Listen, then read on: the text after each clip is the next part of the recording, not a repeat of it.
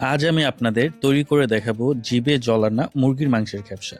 চলুন দেখে নিই দারুণ এই রেসিপিটি। প্রথম একটা পাতিলে তেল দিয়ে দিব। তেলটা গরম হয়ে এলে এতে দিয়ে দিব আগে থেকে কেটে রাখা পেঁয়াজ কুচি। পেঁয়াজ কুচিটা ডিপ ব্রাউন হওয়া পর্যন্ত ভেজে নিব। ভাজা হয়ে গেলে এখানে দিব তেজপাতা, কালো গোলমরিচ, বড় এলাচ, স্টার মশলা, লং, দারচিনি, এলাচি, কাবাব চিনি। কাবাব চিনিটা ইম্পর্টেন্ট না, থাকলে দিবেন, না থাকলে না দিবেন। সবগুলো একসাথে ঢেলে দিব। এগুলো ভাজা হয়ে গেলে দিয়ে দিব কুচি করে রাখা টমেটো। টমেটোগুলো নেড়ে চেড়ে নিব। এখানে আদা রসুন বাটা দিয়ে দিব 2 চা চামচ করে। আদা রসুনটা যাতে নিচে লেগে না যায় হালকা করে পানি দিয়ে দিব। দিয়ে এটা তেলটা উপরে উঠে আসা পর্যন্ত একটু ভুনে নিব। তারপর দেবো এখানে গুঁড়া মশলা। গুঁড়া মশলাতে প্রথমে দিলাম ধনিয়া গুঁড়া, মরিচ গুঁড়া, এখানে আমরা হলুদ ইউজ করতেছি না, দিলাম জিরা গুঁড়া আর একটু টমেটো সস দিয়ে ভালো করে নেড়ে নিব। এই পর্যায়ে দিব স্বাদ মতো লবণ। এটা যাতে নিচে লেগে না যায় তাই হালকা একটু পানি দিলাম, দিয়ে নেড়ে নিলাম। এটাকে একটু ঢাকনা দিয়ে রেখে দিবেন তেল উপরে উঠে আসা পর্যন্ত। তেল উপরে উঠে আসলে এতে দিয়ে দিবেন মুরগির মাংসগুলো।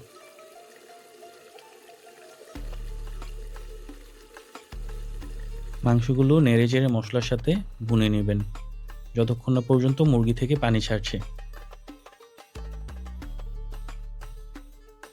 মুরগিটা ভাজা ভাজা হয়ে আসলে এতে দিয়ে দিবেন পানি। পানিটা পরিমাণ মতো না, যতটুকু ইচ্ছে দিবেন, কারণ এই পানিতেই পরবর্তীতে চালটা সিদ্ধ হবে।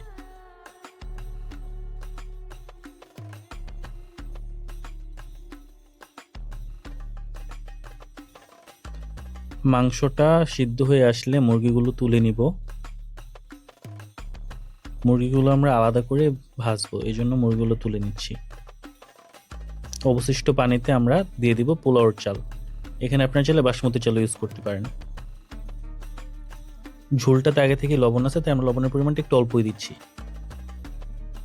এখানে দেব কাঁচামরিচ, গাজর কুচি দিয়ে পোলাওটা রান্নার জন্য রেখে দেব। আর পোলাওয়ের চালের 1.5 গুণ পরিমাপ পানি দিবেন। 1.5 গুণ পরিমাপে পানি দিয়ে আমরা পোলাওটা রেখে দিচ্ছি। পোলাওটা সিদ্ধ হতে হতে আমরা মুরগিগুলা প্রসেস করে নিব।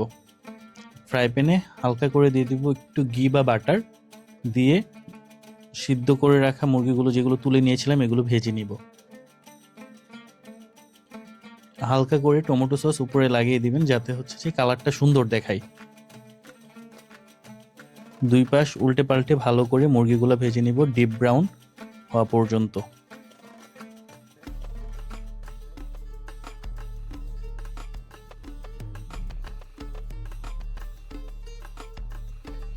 হালকা হালকা পুড়া লাগলে স্মোকি একটা ফ্লেভার আসবে, ভালো আসবে ফ্লেভারটা। যাদের বাসায় এয়ার ফ্রায়ার আছে তারা চাইলে এয়ার ফ্রায়ারও মুরগিগুলো ভেজে নিতে পারবেন। এয়ার ফ্রায়ারের জিনিসটা সহজ হয়, খেতেও টেস্ট ভালো আসে এয়ার ফ্রায়ারে। তেল ছাড়া ঝামেলাবিহীন এয়ার ফ্রায়ারে ভেজে নেবেন।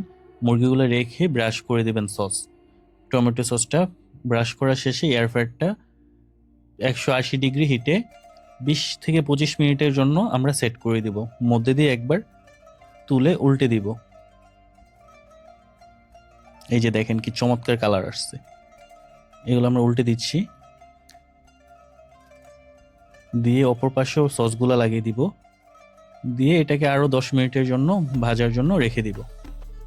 এই যে কি চমৎকার আসছে কালারটা ভাজা শেষে। অপর দিকে একটা প্যানে আমরা কিছু বাদাম, কিছু কিশমিশ ভেজে নিব। একটু ঘি দিব, ঘিয়ের মধ্যে বাদামটা আর কিশমিশটা ভেজে নিলে অনেক সুন্দর একটা অ্যারোমা আসে।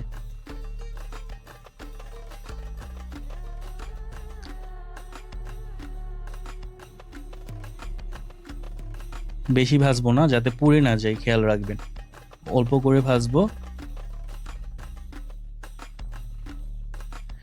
ভাজা বাদামগুলো আমরা পোলাওতে দিয়ে দিব, দিয়ে হালকা করে মিক্স করে নিব।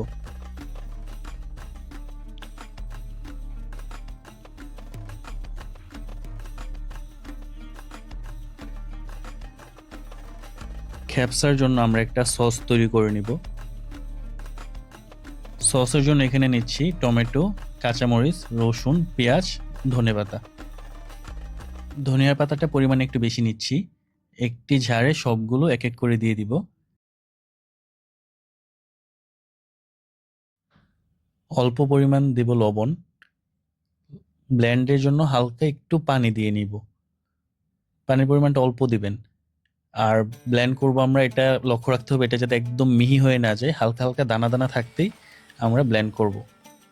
এই যে এরকম একটা টেক্সচার আসলে আমরা আর ব্লেন্ড করব না, যাতে দানা দানা থাকে এটা লক্ষ্য রাখবেন। আমাদের খ্যাপসা রান্না শেষ, এখন গরম গরম পরিবেশন করুন অ্যারাবিয়ান খ্যাপসা সাথে খ্যাপসা সস।